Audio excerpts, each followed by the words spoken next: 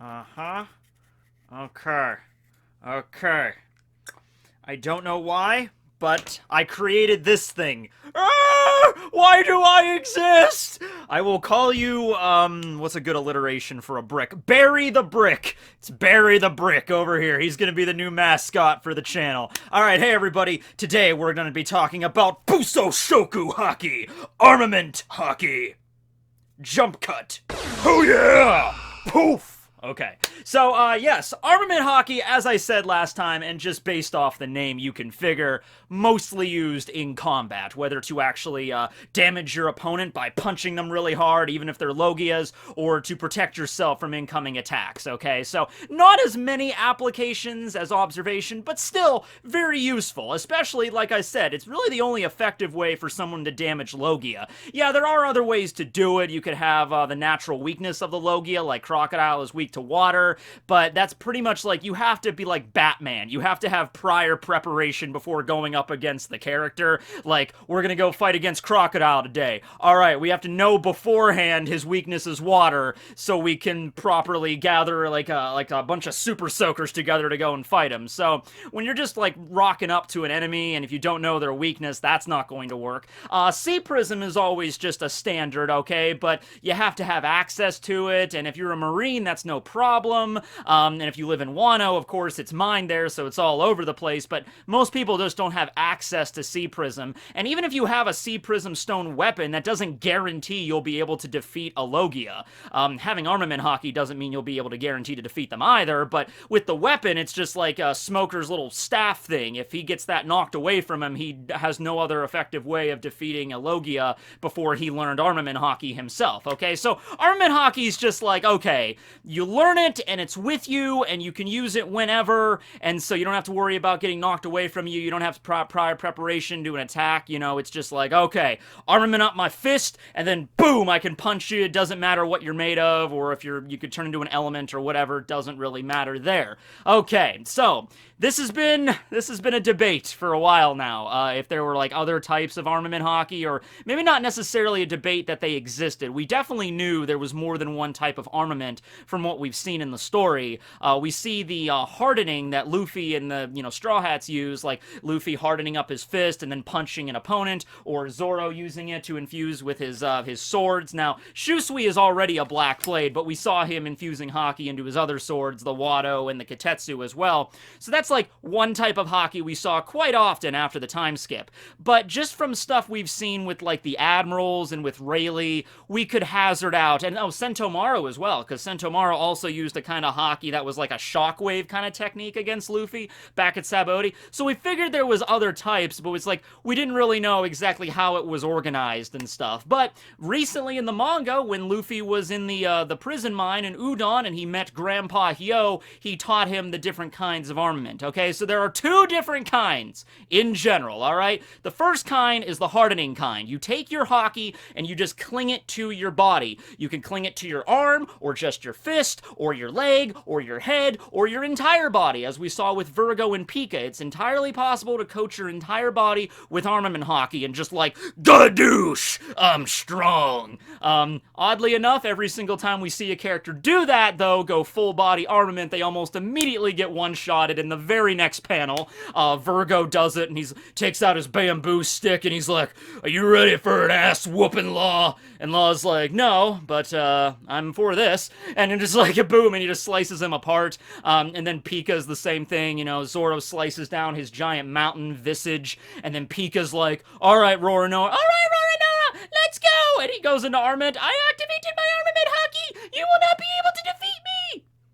I'm telling you, Lord Orochi and Pika, two characters I could voice very well, Funimation, if you wanna, okay. But yeah, anyway, Zoro just slices Pika down right after that, Ichidai-san Sendai-sen Sekai, whatever, not a big deal. Now, the way Oda visualizes this on the characters is that whatever part of their body is hardened, turns black, like it's like vulcanized or something, okay? And basically the way Rayleigh described it, it's like wearing an invisible suit of armor, okay? So basically it just increases your, impact strength, whatever you're hitting. So if I was going to armament up my right arm, which I clearly am right now, and I wanted to just punch Barry, which I'm not going to do because I just gave him life and that would be rude.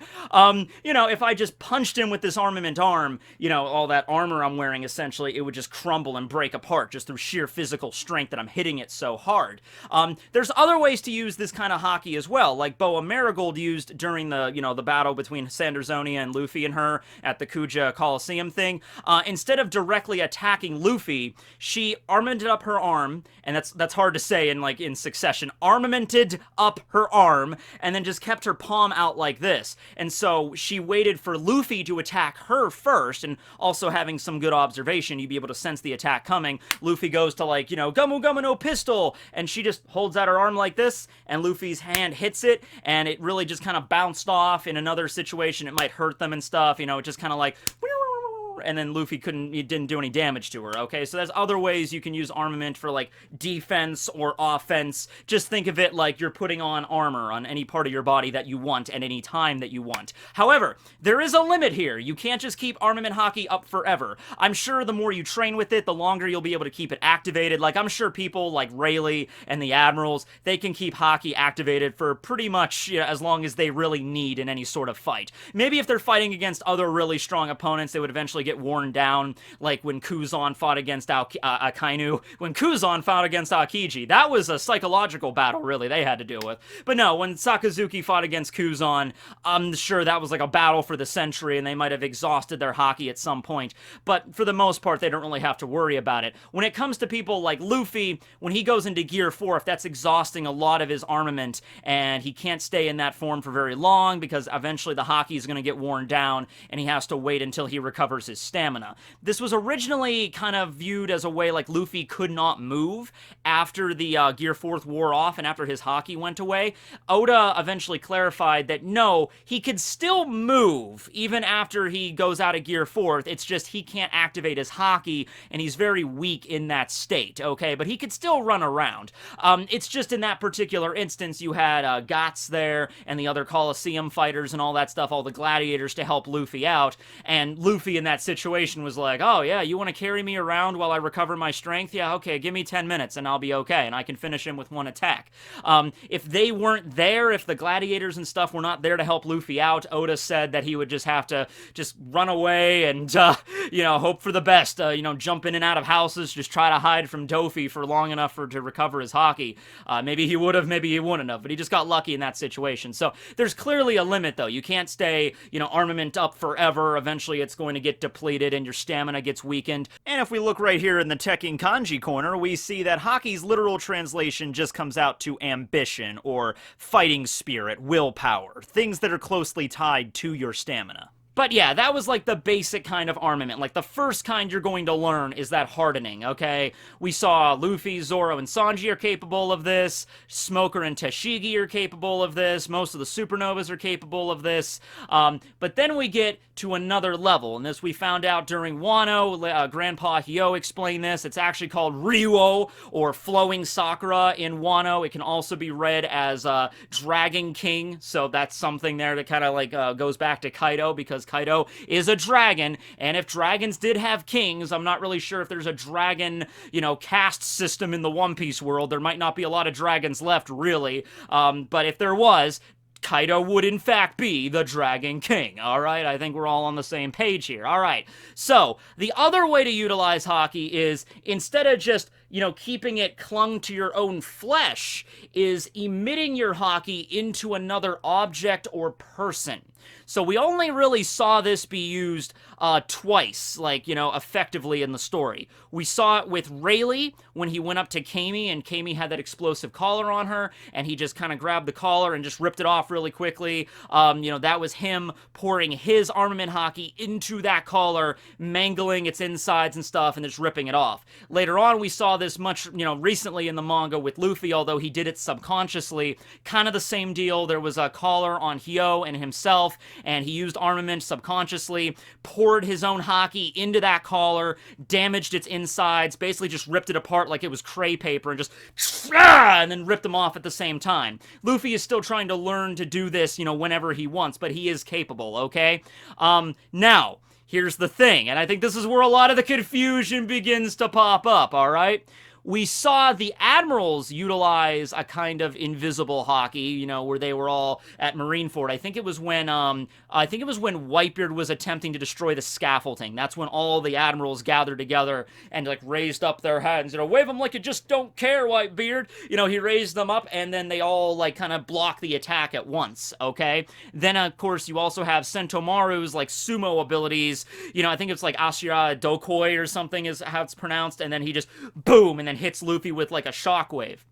Okay, those techniques I think are more of like the middle ground, alright? There's the one type of armament that stays clung to your fist or your arm or whatever body part you want. It stays bound to your flesh, like armor.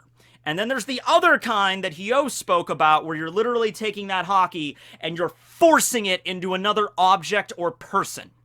Alright? So I think there's a middle ground there where you're just taking haki and emitting it like radiation or like a shockwave out of your body, hitting another object, and it's just feeling the effects of that armament. Alright? So, because I highly doubt Sentomaru had the same abilities as like Rayleigh did, because the way Hyo explained it, that pouring your armament into another object, that is like really hard to do. Hyo isn't even capable of that. He talked about it like a really powerful, really rare, really difficult to master technique. I'm sure, well, we already know Rayleigh can do it. I'm sure the admirals could do it. I'm sure the Yonko could do it, alright? And Luffy, you know, he's the main character, so he could do it, of course.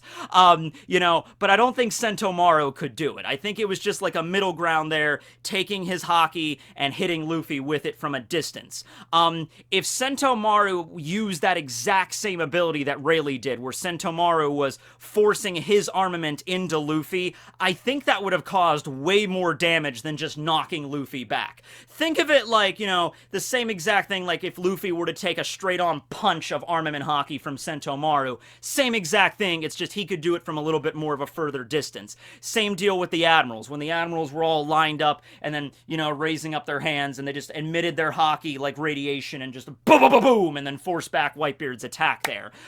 Because here's the thing, that kind of haki that Hyo was talking about, the advanced form, we have not seen that move utilized on an actual living being yet. We only saw it used against objects, against those exploding collars, where haki goes in and it gets all like their internal structures and the mechanism gets destroyed. But if you really think about it, if that technique was used on a living creature, that would be devastating. That would be like, imagine if Rayleigh walked up to you and just grabbed you by the neck and then forced his haki into your body. Like, your organs would just get crushed and all mangled, your veins and arteries would just get twisted and just... And, like, Rayleigh could probably make somebody's head explode just by touching them. And just, like, if you really pissed him off, he'll just like, alright, well, bye. Like that scene in Scanners if he really wanted to, alright?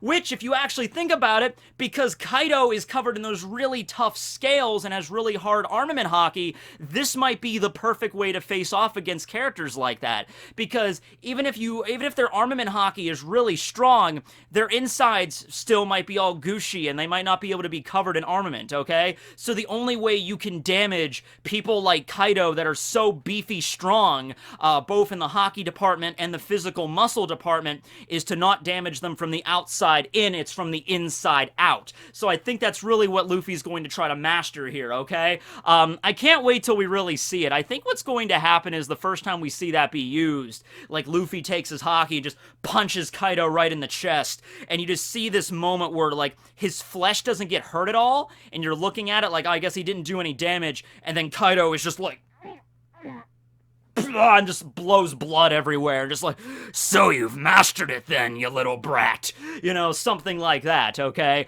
But no, the way we see it, yeah, you pour your haki into it, and without even touching it. So from this angle, if I've mastered this advanced form of Ryuo, I could just take my haki right here, and just...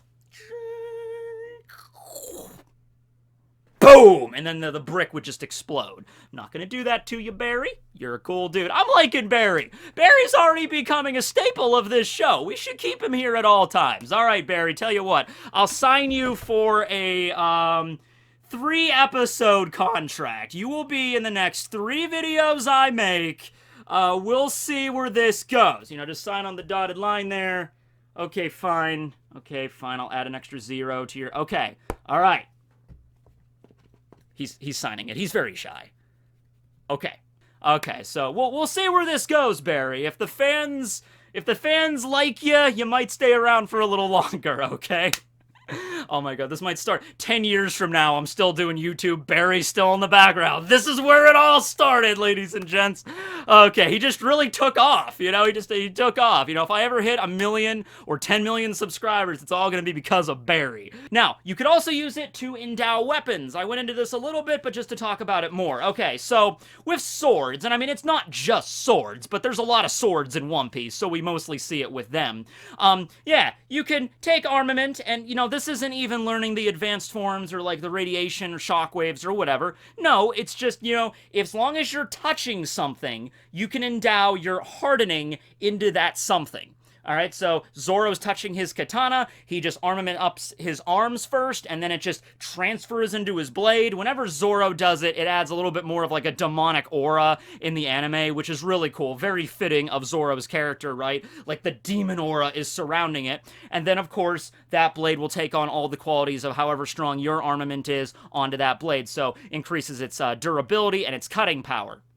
Now, I think what's happening here with the black blades, the kokutos, that we learned about, you know, considering that there's now a type of armament that allows you to pour it into another object, what if there was a way, I'm just going to throw this out here, what if there was a way to control the amount of haki you're pouring into an object, alright? Like, if you wanted to destroy something, you take your haki, you force that haki into that thing, and it just explodes. But let's say you're a sword master like Ryuma or Zoro or Mihawk, and you don't want to destroy your weapon, you just want to make it stronger. It might be possible to take out a blade, a normal katana, and then use that kind of haki to force it into the blade, but don't destroy it. Just permanently put enough in the blade so it's like constantly retained. And I think that's what Ryuma did. Ryuma was probably also capable of doing the haki at a distance sort of thing.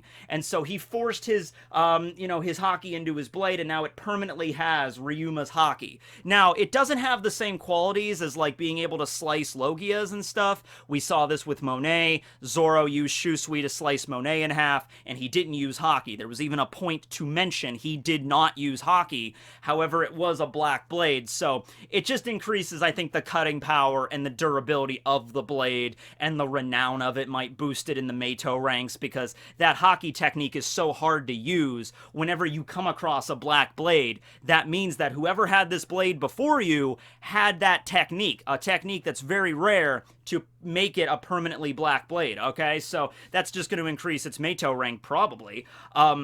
But yeah, so it can't cut through Logias or anything like that. It's just a way stronger blade, okay? Zoro might learn that at some point. I'm not really sure how that's going to go about it. The Kujas also use this to increase the power, the piercing ability of their arrows. So there does seem to be like a little bit like even after you endow the arrows with your haki and then you fire them from your bow, it's not like the haki goes away the second that you, you know, let go of it. It seems to be retained for at least a little while. I'm sure if you poured the haki into the arrow and you didn't fire it, you just threw it on the ground, it might retain the haki for a few seconds, and then it eventually would just dissipate, unless you had that skill to really endow it into your weapon. And that's really like the ultimate display of like becoming one with your blade, becoming one with your battle axe or your warhammer, you know, like, I have fought with this katana for 33 years. It's now part of my soul. Quite literally. You're literally taking part of you, your willpower, and forging it into the blade. So, yeah. I also think that's probably going to lead back to, like, Ryuma and Zoro having some sort of, like, bloodline connection. Like, Ryuma was Zoro's, like, great-great-great-great-great-great-great-grandfather or some bullshit like that. And then that's why, like, oh, he deserves to have this blade because he could carry on the will of the samurai sword god Ryuma. So, probably going to be, you know, something like that. I did want to mention the full body haki really quick, just because it might get a bad rap. You know, like, oh, there's Virgo and Pika going full body. You never go full body armament, because then you immediately get one-shotted.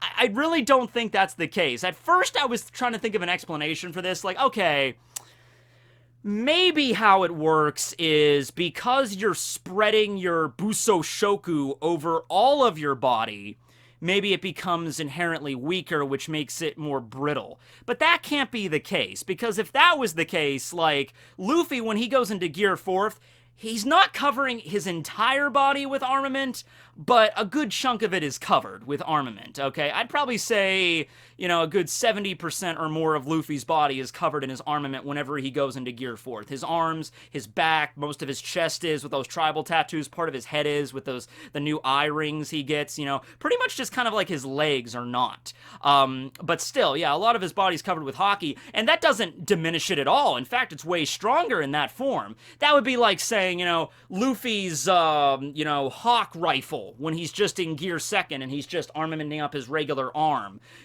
That's stronger than Gear 4th because he's using less body space. So that can't be it, okay? I think it's just whenever Virgo and Pika went into that form, first off, it's like a confidence boost for Virgo. Like, he goes into it, he's just like, yeah, what are you gonna do, Law? Nothing. Check it out. I'm full body armament right here. There's nothing you can do. So he might have gotten a little bit too confident in his abilities.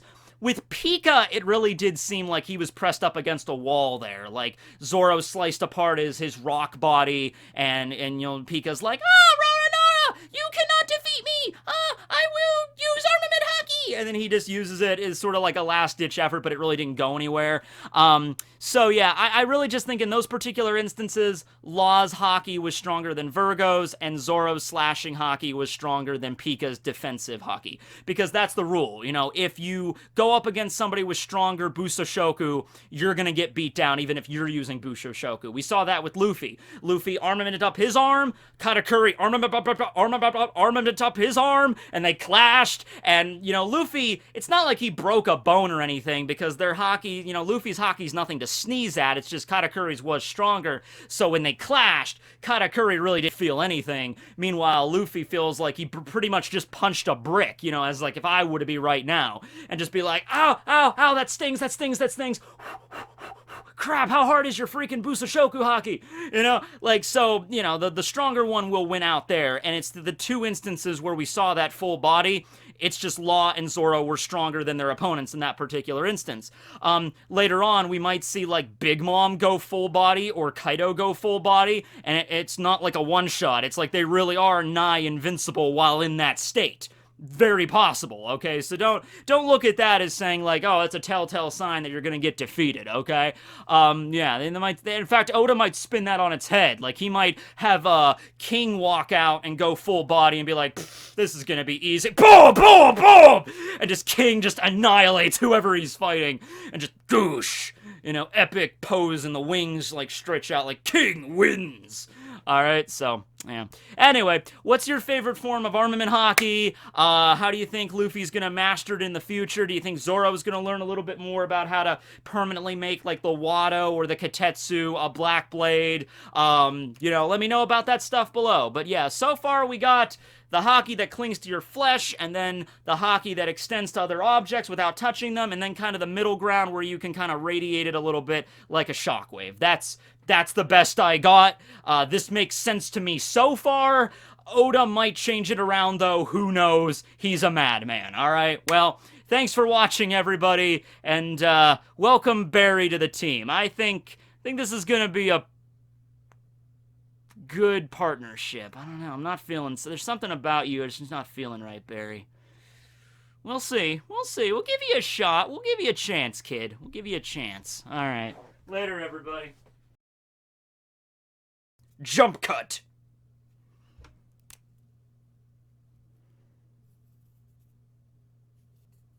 Use a dry erase marker whenever you want to make a really quick, like, just something on your skin or something, because it wipes off with, like, a... Honestly, you can wipe it off with just water, like hot water, it'll come off, but use, like a makeup cloth, like a makeup remover cloth, and it'll just whoosh, right off. That's what I always use to draw on my face and everything when I'm doing videos. Oh yeah! Poof!